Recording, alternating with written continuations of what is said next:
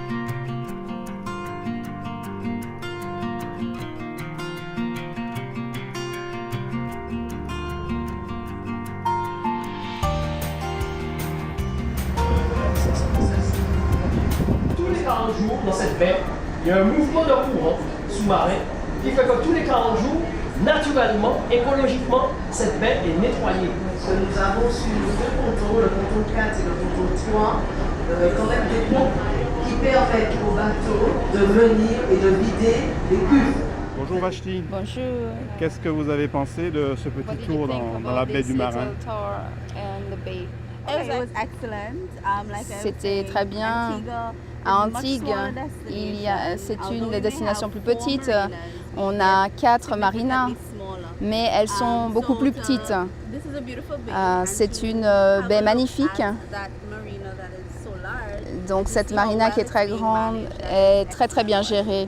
Alors nous sommes toujours dans le cadre du Salon SMILE Caraïbes 2017. Nous sommes partis du port de plaisance du Marin en bus pour nous retrouver ici à la distillerie Lamoni. Et nous allons, avec Daniel Cus du groupement Odyssea et Mélissa Abouezambo de l'Espace Sud, comprendre ce qu'est un itinéraire touristique. Mélissa, d'abord, on part du port de plaisance, on arrive à la distillerie Lamoni, qui est un haut lieu du patrimoine culturel et économique de la Martinique. On a là un exemple, un petit exemple d'un petit bout d'itinéraire touristique. Tout à fait. L'idée, c'est de ne pas aller trop loin finalement, puisqu'on est à une dizaine de minutes, un quart d'heure du port de plaisance. Et tout de suite, on rentre dans la culture et le patrimoine, le terroir du sud Martinique. Daniel Cus, on est là complètement dans ce que l'Europe recommande en termes d'itinéraire touristique. Alors absolument, parce que en particulier en ce qui concerne cette distillerie, puisque je viens d'apprendre que c'était une distillerie qui faisait travailler des petits producteurs, pas seulement, elle ne traite pas seulement la canne à sucre qui est produite dans ses propriétés. Donc c'est intéressant parce qu'il y a une association de toutes les populations du territoire et ça c'est extrêmement important. J'ai découvert aussi que c'était une distillerie très authentique. Qui est améliorée bien sûr puisqu'on est passé de la machine à vapeur à l'électricité, mais c'est la preuve qu'on peut moderniser tout en respectant des racines, des traditions et sans casser l'ancien en gros. Et c'est ça qui est intéressant parce que ça permet de se souvenir en gros. Et j'ai vu qu'il y avait aussi un respect de l'environnement et vraiment jusqu'au bout puisque j'ai vu qu'on utilisait ce qu'on jette normalement, la bagasse, pour servir d'énergie. Donc c'est très... ou d'engrais. Et donc finalement, c'est un cycle qui est respecté et ça aussi c'est extrêmement intéressant.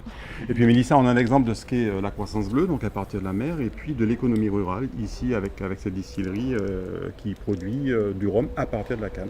Tout à fait, toujours le bleu et le vert et aussi dans la construction des itinéraires. Donc aujourd'hui nous sommes venus en bus, mais l'objectif aussi c'est de proposer des moyens de mobilité douce aux plaisanciers pour pouvoir venir découvrir ces lieux. Donc voilà, des véhicules électriques pour qu'ils puissent encore une fois allier donc la croissance bleue et la croissance verte.